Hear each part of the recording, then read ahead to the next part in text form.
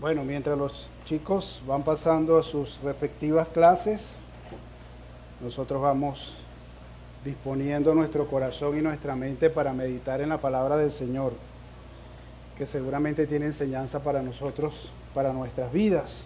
El día de hoy seguimos en el mes de la familia y en las semanas anteriores hemos hablado de la familia perfecta y del matrimonio perfecto. Si usted ha venido ya sabe a qué nos referimos cuando hablamos de la familia perfecta y el matrimonio perfecto, pero que toda esa perfección se acabó, como lo vimos la semana pasada, el día en que el ser humano pecó y todo dejó de ser perfecto. Pero hoy vamos un poquito más allá, lamentablemente en términos negativos vamos un poquito más allá, y el mensaje de hoy lo titulamos de lo imperfecto a la maldad. Porque uno se pregunta, ¿cómo pasamos de algo tan bonito como lo que Dios creó al comienzo, cómo Dios estableció la familia, cómo Dios estableció el matrimonio, cómo con un acto de desobediencia se manchó todo y todo comenzó a ser imperfecto? Pero cuando usted sigue leyendo la Biblia y llega al capítulo 4, se da cuenta que la cosa se va poniendo más gris, por decirlo de alguna manera. Y si seguimos avanzando en la historia, llegamos a lo que tenemos hoy en día, que tenemos un mundo literalmente lleno de maldad. Cuando pensamos en la palabra maldad, la definición más simple, más sencilla de maldad es toda acción mala e injusta. Cualquier cosa mala e injusta, cualquier cosa que cause daño con o sin el aspecto moral. Básicamente entonces sería hacer daño. O cualquier cosa que contradiga la naturaleza santa de Dios es malvada. Entonces, ¿cómo llegamos de la perfección y de algo tan bonito a un mundo donde hoy en día es tan común escuchar de agresiones físicas, de agresiones verbales? ¿Cómo llegamos a un mundo donde hay tantos asesinatos y hay personas que parece que no les duele nada accionar un arma de fuego contra otro ser humano? ¿Cómo llegamos a un mundo ahora lleno de violaciones y de abusos, de maltratos y de constantemente hacerle daño a otras personas? Lamentablemente estamos tan acostumbrados a que eso suceda, a que eso pase, lo vemos en la televisión, estamos acostumbrados a verlo, y a veces tenemos la tendencia a normalizarlo porque lo vemos tanto, es tan común verlo, que llegamos de alguna manera a normalizarlo, a pensar que eso es normal, y hasta cierto punto a veces genera cierto morbo en el ser humano, aunque no participe de esas cosas, por lo menos saber que esas cosas están pasando, que esas cosas están sucediendo. Pero la mayoría de todos estos actos malvados que nos pueda venir a la cabeza, y aún de los personajes en la historia que han sido muy malvados, por decirlo de alguna manera, por lo menos desde la perspectiva humana, muchos de esos casos, por no decir todos esos casos, tuvieron su origen en la familia. Algo pasó en la familia que se introdujo esa dosis de maldad para llegar a lo que tenemos hoy en día. Y todo ha sido consecuencia de lo que hemos venido hablando las semanas anteriores, consecuencias del pecado. Porque es como una enfermedad que va avanzando y va avanzando y va cada día destruyendo más y degradando a la humanidad. Bueno, hoy quiero hablarles de la historia de Caín y Abel. Una historia que probablemente usted conoce o ha escuchado en algún momento de su vida, la historia de estos dos hijos. Algunos dicen los dos primeros hijos, no tenemos 100% seguridad de que sea así, de Adán y de Eva. Y la Biblia está llena de historias de hermanos. La de Caín y Abel es solo una. Conocemos la historia de Jacob y Esaú, que tampoco le fue muy bien al principio como hermanos. José y sus hermanos, que tampoco le fue muy bien. Moisés, que comenzó muy bien con el apoyo de uno de sus hermanos y su hermana, pero también hubo un momento donde hubo una rebelión de parte de sus hermanos. David al comienzo, hasta Jesús tuvo hermanos que en algún momento tuvieron alguna situación particular con él. Tenemos entre los discípulos a Jacobo, a Juan, a Simón, a Andrés, etcétera, etcétera.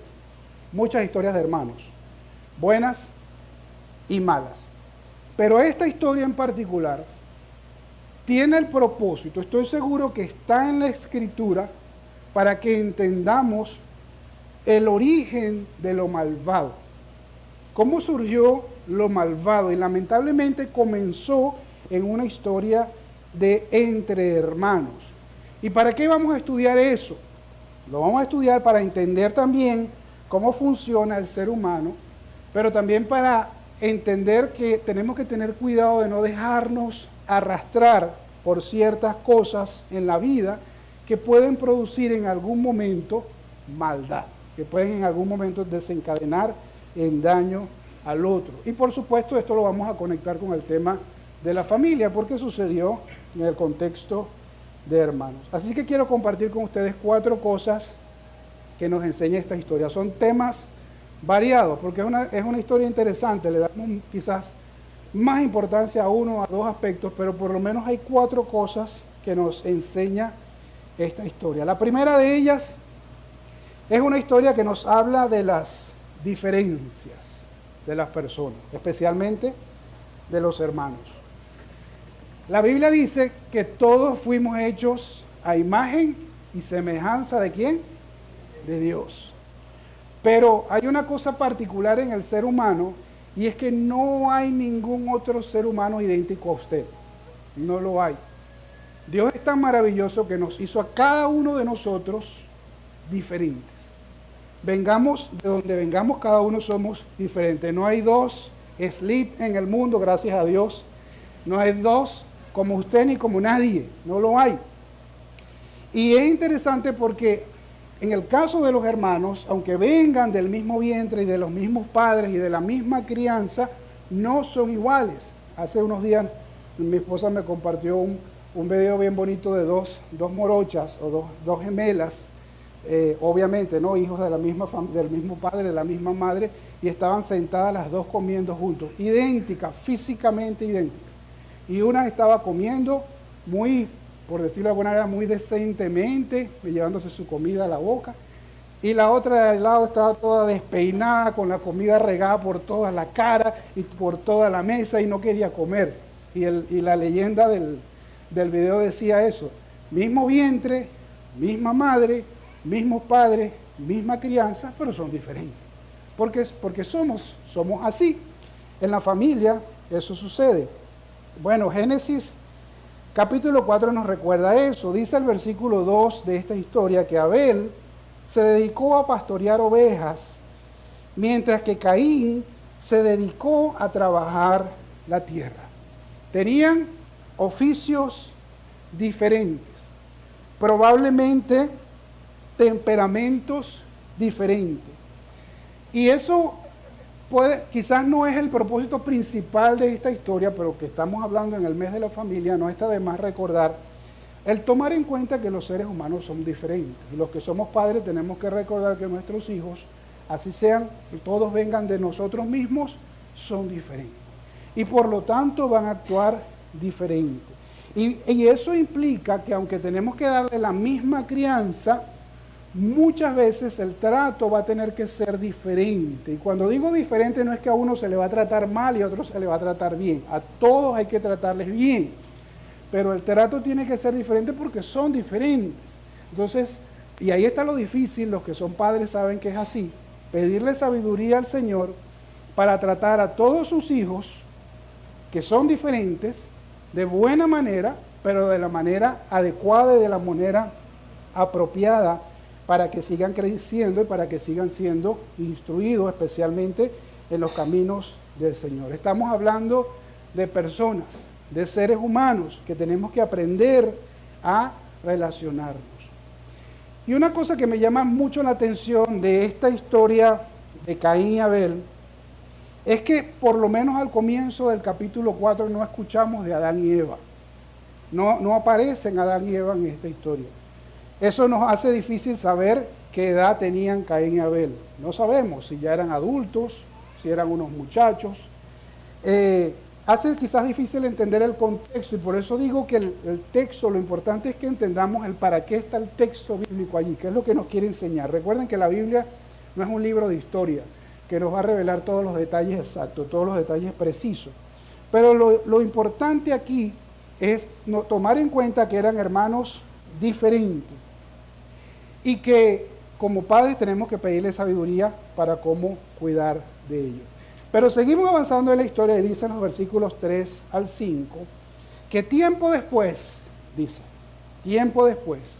¿Cuánto tiempo? Otra vez. No lo sabemos. Y hablamos de épocas donde el ser humano vivía cientos de años.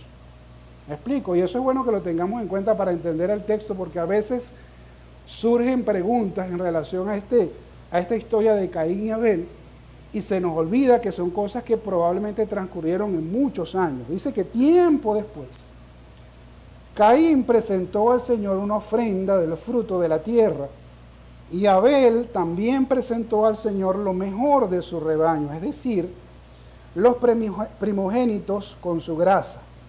Y el Señor miró con agrado a Abel y a su ofrenda, pero no miró así a Caín ni a su ofrenda. Entonces, algo que debió haber sido algo bonito, un gesto bonito de estos dos personajes, terminó trayendo problemas. ¿Por qué terminó trayendo problemas? No por culpa de Dios. Dios ve el corazón de las personas. Dios sabía lo que había en el corazón de las personas. Y podemos entender o podemos suponer lo que había en el corazón de Caín y en el corazón de Abel cuando vemos cómo fue su ofrenda. ¿Cómo fue la ofrenda de Abel? Dice, presentó al Señor lo mejor de su rebaño. ¿Y qué presentó Caín?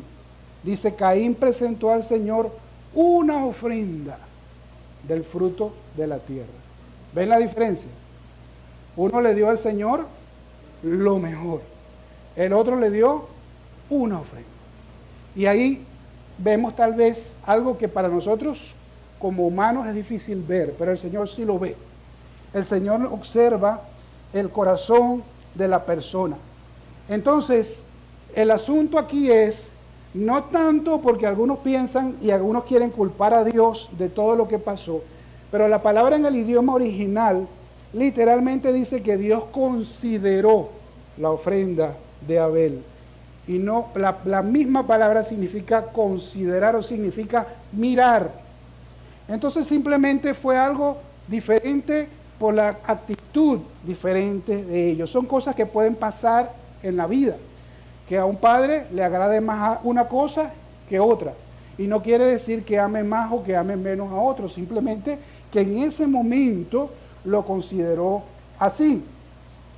Pero sabemos que todo esto trajo una consecuencia. Y vamos a ver lo segundo que podemos aprender de esta historia. Esta historia nos alerta sobre el peligro de la ira.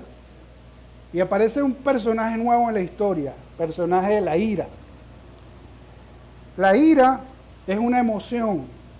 Dicen los especialistas, la ira no es un sentimiento, es una emoción, porque los especialistas dicen que la ira produce una respuesta fisiológica en el cuerpo, literalmente. Entonces, la definición de ira dice que la ira es una emoción intensa que se manifiesta ante situaciones percibidas como injustas, amenazantes o frustrantes y pueden generar sentimientos asociados como resentimiento o irritabilidad. Entonces, en la historia de Caín y Abel aparece un personaje que es la ira, dice en versículos 5 al 7. Por eso Caín se enfureció y andaba cabizbajo. Entonces el Señor le dijo, ¿por qué estás tan enojado? ¿Por qué andas cabizbajo? Si hicieras lo bueno, podrías andar con la frente en alto. Pero si haces lo malo, el pecado está a la puerta para dominarte. No obstante, tú puedes dominarlo. A mí me llama la atención el montón de cosas que uno puede extraer de estos 3 versículos que el Señor nos enseña en relación a la ira. Caín estaba enfurecido y eso produjo en él, dicen otras versiones, que su semblante decayera. En esta versión, una versión internacional, dice que andaba cabizbajo. Y usted que ha estado airado sabe lo que es eso. Yo no tengo que explicarle eso, ¿verdad? O alguna vez no hemos estado airados en algún momento. Caín estaba muy molesto por lo que pasó. Estaba cabizbajo. Andaba con el semblante caído. Y el Señor le dice, ¿por qué estás así? ¿Por qué andas así? Y luego le dice, si hicieras lo bueno, podrías andar con la frente en alto. En otras palabras, date cuenta que estás así por lo que hay dentro de tu corazón. Si no hubiera eso dentro de tu corazón, no estuvieras así, pudieras estar tranquilo. Pero ¿por qué no estás tranquilo? Porque estás muy molesto. Pero dice, pero si haces lo malo, y aquí está la alerta que hace el Señor, el pecado está a la puerta para dominarte. Otras versiones dicen, el pecado está al acecho. Y usted y yo sabemos que muchas de las cosas y muchas de las cosas malas que suceden en la vida, suceden como un arrebato de ira. Generalmente la persona primero está molesta. Generalmente está muy molesta. Y esa ira hace que el pecado esté allí, al acecho. En cualquier momento la persona va a pecar. ¿Por qué? Porque está airada, porque está molesta. Eso nos trae un problema como seres humanos. Porque ¿quién no se ha molestado alguna vez en su vida? Todos nos hemos molestado alguna vez en la vida. El problema no es molestarnos, porque todos nos molestamos. Si el Señor no nos hubiese dado esa emoción, no seríamos seres humanos como tal. Forma parte de las emociones que Dios nos dio, así como estar alegres, estar molestos. El problema es lo que hacemos con esa ira.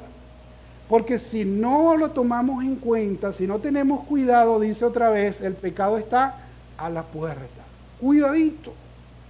Cuidadito con lo que hagas cuando estás molesto, porque puedes terminar haciendo algo de lo que después te vas a arrepentir. Pero el Señor añade, no obstante, tú puedes dominarlo. En otras palabras, la decisión es tuya. Tú puedes decidir lo que vas a hacer. Molestarte o no, no lo puedes cambiar, pero sí puedes cambiar lo que vas a hacer. Tienes esa capacidad. En el Nuevo Testamento, el libro de Santiago nos habla un poco acerca de la ira. Y hay 2 versículos, Santiago 1, versículos 19 y 20, que nos hacen el siguiente llamado. Todos deben estar listos para escuchar, pero no apresurarse para hablar ni para enojarse. Pues el enojo de una persona no produce la vida justa que Dios quiere. 2 cosas importantísimas en la vida diaria, pero mucho más en la familia, mucho más en casa. Porque en casa nos molestamos también. Todos en casa nos hemos molestado. Pero la Biblia nos dice que debemos estar listos para escuchar. Pero tenemos que tener cuidado de no ser muy apresurados para 2 cosas. Para hablar y para enojarnos. Y yo le añadiría o los mezclaría. Mucho menos para hablar enojado. Porque gracias a Dios, no sé si aquí alguno tiene permiso para tener porte de arma en su casa. Pero tenemos un arma de destrucción masiva que es la lengua. Y esa es muy fácil de desenfundarla. A veces ni nos damos cuenta cuando ya disparamos. Entonces, estar molestos con un arma de destrucción masiva como lo es la lengua, hay que tener mucho cuidado. Entonces, Santiago, el libro de sabiduría del Nuevo Testamento, nos recuerda, pues el enojo de una persona no produce la vida justa que Dios quiere. Entonces, enojarse no es malo, pero enojarse puede abrir la puerta para que sucedan cosas indebidas. Enojarse puede producir, o algunos comparan el enojarse como tomarse un veneno.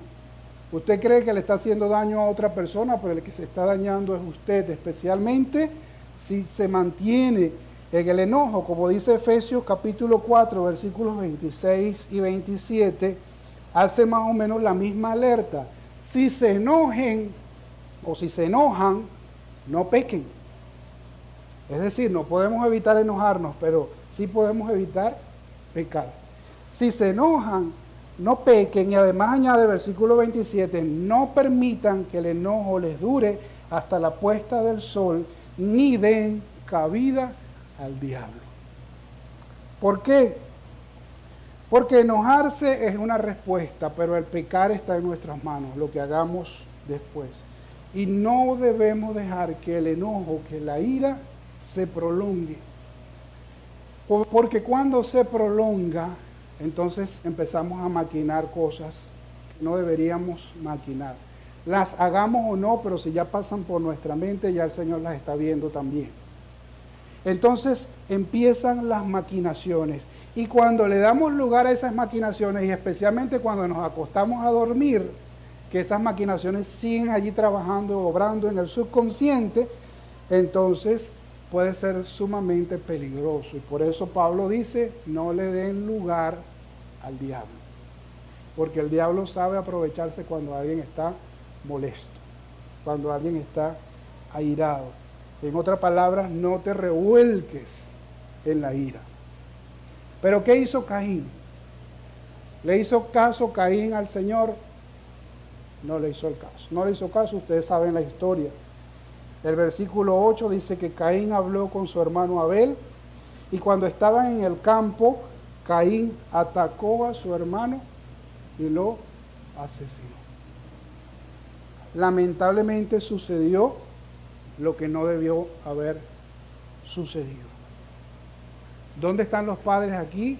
No lo sabemos porque la historia no nos dice nada y no sabemos si estamos hablando de dos adultos o estamos hablando de dos muchachos. Pero sí me hace pensar, aunque quizás podemos especular un poquito ahí en este sentido, pensar en nuestro rol de padre, de tener cuidado con nuestros hermanos, con nuestros hijos, especialmente cuando están molestos. Porque uno no sabe lo que una molestia puede causar entre hermanos. Ya vemos por la palabra de Dios que pueden pasar cosas muy graves. Y las otras historias de hermanos que hay en la Biblia nos muestran lo mismo. Entonces no debemos ser descuidados como padres y enseñarle a nuestros hijos a lidiar con sus molestias, a lidiar con su ira, a lidiar con sus diferencias, para que crezcan cada día siendo mejores hermanos. Y tener cuidado de no dejarse influenciar por el enemigo para hacer cosas que no deban hacer. Si volvemos nuevamente a Santiago, Santiago capítulo 1, nos sigue hablando ahora de la tentación y dice versículos 14 y 15, que nadie al ser tentado diga, es Dios quien me tienta, porque Dios no puede ser tentado por el mal, ni Él tampoco tienta a nadie. Por el contrario, como dice aquí, cada uno es tentado cuando sus propios malos deseos lo arrastran y seducen. Esto fue lo que pasó con Caín. Caín no pudo culpar a Dios por lo que pasó. Cada uno es tentado cuando sus propios malos deseos lo arrastran y lo seducen. ¿Y qué pasa después? Luego, cuando el deseo ha concebido, engendra el pecado, es la consecuencia. Y el pecado, una vez ha sido consumado, da a luz a la muerte, la consecuencia. Este texto de Santiago me hace pensar en la historia de Caín y Abel. Todo fue un proceso. Comenzó con una molestia, comenzó con la ira. Y como todo proceso, lo importante es detenerlo, sobre todo un proceso que va a terminar mal, hay que detenerlo cuanto antes. Y el problema es que Caín no supo cuándo detenerlo, porque si no se detiene cuanto antes, luego puede ser muy tarde. Y eso fue lo que pasó lamentablemente, con estos hermanos. Ahora sigamos avanzando en la historia y veamos una tercera cosa que nos enseña esta historia. Una historia que nos exhorta a cuidar de nuestros hermanos. Después que Caín hace lo que hace, es confrontado por el Señor. ¿Se acuerdan? La semana pasada hablamos de Adán y Eva cuando fueron confrontados con el Señor. ¿Qué hicieron? Culpar el uno al otro. En vez de asumir responsabilidades, culpar a otro. Caín fue aún más allá, dice el versículo 9. El Señor le preguntó a Caín, ¿dónde está tu hermano Abel? No lo sé, respondió. ¿Acaso soy yo el que debe cuidar a mi hermano? ¿Qué piensan de esa respuesta? Esa respuesta tiene dos partes. La primera parte es una mentira, porque le preguntan por su hermano y él dice, yo no sé de él, cosa que era mentira. Pero lo segundo, y la pregunta del Señor fue una especie, porque obviamente que Dios sabía lo que había pasado, ¿ok? Esa es la misma pregunta que Dios le hace a Adán y Eva. ¿Por qué se escondieron? ¿Dónde estaban? Ya Dios sabía. En este caso ya Dios también sabe lo que pasa, pero es la pregunta que nos hace el Señor para ser confrontados nosotros mismos con la realidad, especialmente cuando hemos hecho cosas que al Señor no le agradan. Entonces, Él responde primero con una mentira y después responde con una pregunta irónica. Responde con sarcasmo. ¿Acaso yo soy el que tengo que cuidar a mi hermano? ¿Qué piensan ustedes? ¿Quién más tenía que cuidar a su hermano? Caín era el hermano mayor. Tenía que cuidar a su hermano. Tenía una responsabilidad con su hermano. Y eso hay que enseñarlo en la familia. Y tenemos que, los que somos padres, los que todavía estamos criando hijos, y aún los que tenemos hijos adultos, o los que tienen hijos adultos, tienen que enseñarles que los hermanos se tienen que cuidar el uno al otro porque son hermanos. Son la misma sangre. Tienen que amarse, tienen que respetarse, tienen que cuidarse el uno al otro. Y lamentablemente yo sé, muchas de las historias bíblicas demuestran que eso no pasaba porque es difícil, pero hay que hacerlo, hay que enseñarlo. El libro de Proverbios dice, Proverbios 17:17, en todo tiempo ama el amigo. ¿Quién no tiene amigos? Todos tenemos amigos, pero dice, para ayudar en la necesidad nació el hermano. Y a veces leemos esto y pensamos en el hermano de la iglesia, pero en Proverbios no existía la iglesia todavía.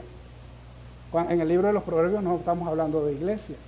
Habla del hermano, que usualmente en la Biblia a veces se refiere también al prójimo, al vecino, al de mi misma sangre, a mi familiar, pero mucho más al que es de mi propia sangre. Para ayudar en la adversidad nació el hermano. Y por supuesto en la iglesia nos llamamos hermanos también, y eso tiene que también mantenerse, porque es una relación que se fundamenta en la hermandad de dos personas que tienen un mismo Padre.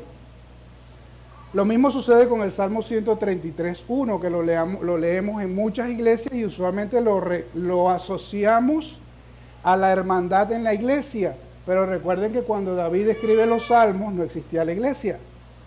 Cuán bueno y cuán agradable es que los hermanos convivan en armonía. Entonces, los hermanos tienen que convivir. ¿Aló? Tengo una distracción por ahí, entonces no están mirando para otra parte. Los hermanos tienen que vivir en armonía, en armonía. Y ciertamente, dice el versículo 3, allí el Señor envía su bendición y vida para siempre. Por eso es tan fundamental, tan importante invertir en la hermandad, fomentar la hermandad en la familia. Lamentablemente no fue lo que sucedió en esta historia, no es la mejor historia para enseñar esto, pero no deja de recordarnos la importancia de la hermandad. Y lo cuarto que nos recuerda esta historia nos recuerda las consecuencias de la maldad. Hay muchas cosas que pasan Y no voy a entrar en detalles en todas las cosas que pasaron, pero hubo consecuencias en lo que hizo Caín. Dice el versículo 10 del capítulo 4, ¿qué has hecho?, exclamó el Señor. Desde la tierra la sangre de tu hermano me reclama justicia. Por eso ahora quedarás bajo la maldición de la tierra.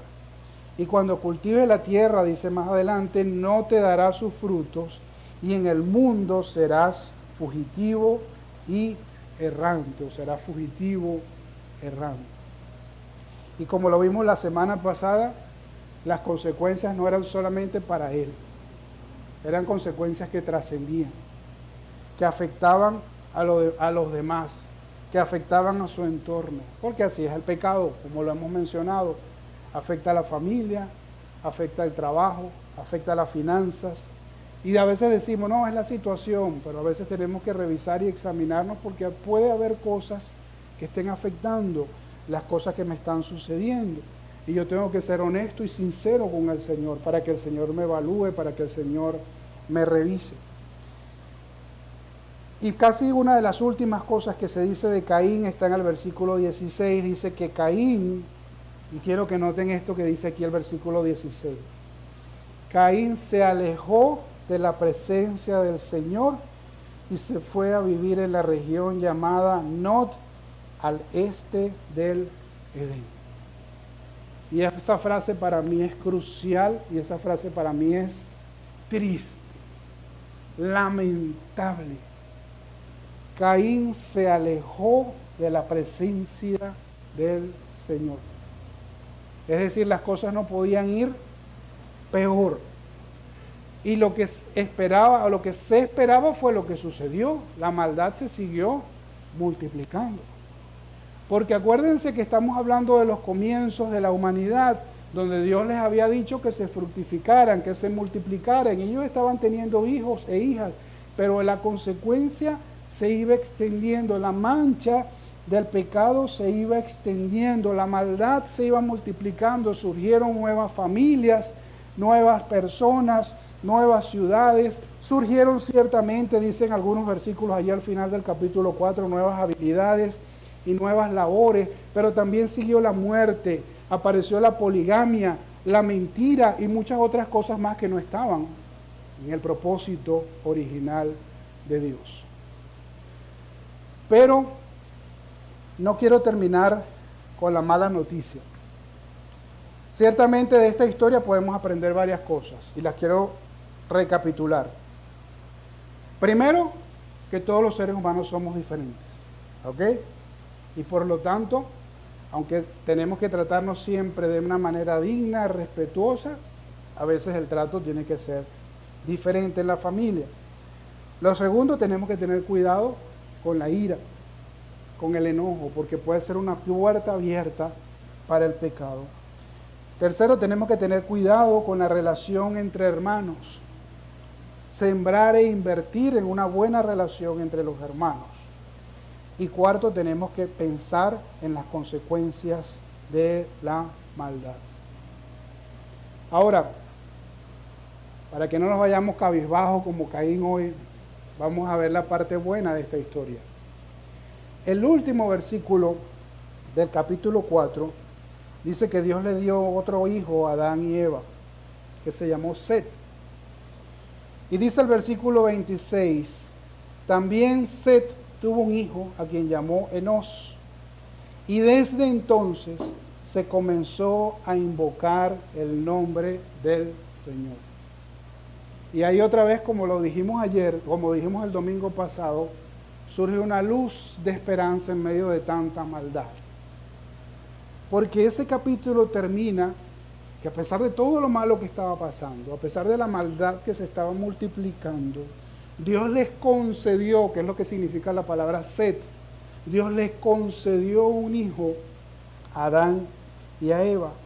Y ese hijo, de alguna manera, vino a sembrar una semilla y a transmitir una herencia.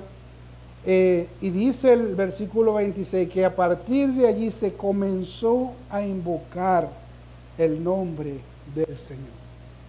Y cuando yo leo esa frase que se comenzó a invocar el nombre del Señor, me acuerdo lo que le dice Pablo a los romanos en el capítulo 10, versículo 8 y 9. Dice, esta es la palabra de fe que predicamos.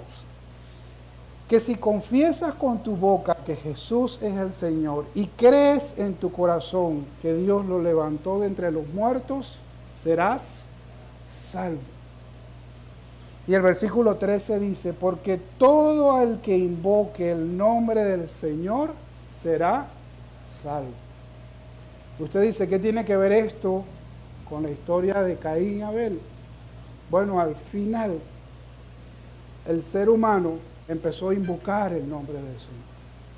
Y la Biblia nos dice en el libro del profeta Joel, y lo repite aquí en Romanos, que todo el que invoque el nombre del Señor será salvo. Y antes dice que si confiesas con tu boca que Jesús es el Señor y crees de corazón que Dios lo levantó de los muertos, serás salvo. La pregunta para todos nosotros en esta mañana, ¿ya has confesado a Jesucristo como el Señor y Salvador de tu vida? Si ya lo hiciste, la Biblia promete que eres salvo. ¿Has invocado el nombre del Señor? La Biblia dice que todo el que invocare el nombre del Señor será salvo. ¿Creemos en la obra salvadora del Señor? En el mundo hay muchos Caín que andan errantes y alejados de la presencia del Señor, arrastrando las consecuencias de la maldad o arrastrando las consecuencias del pecado. Pero aún hasta para Caín pudo haber esperanza si él hubiese invocado el nombre del Señor. No sabemos si lo hizo, aparentemente no nos dice el relato bíblico mucho más acerca de él. Pero si hubiese invocado el nombre del Señor, dice la palabra del Señor, que todo el que lo invocare sería salvo.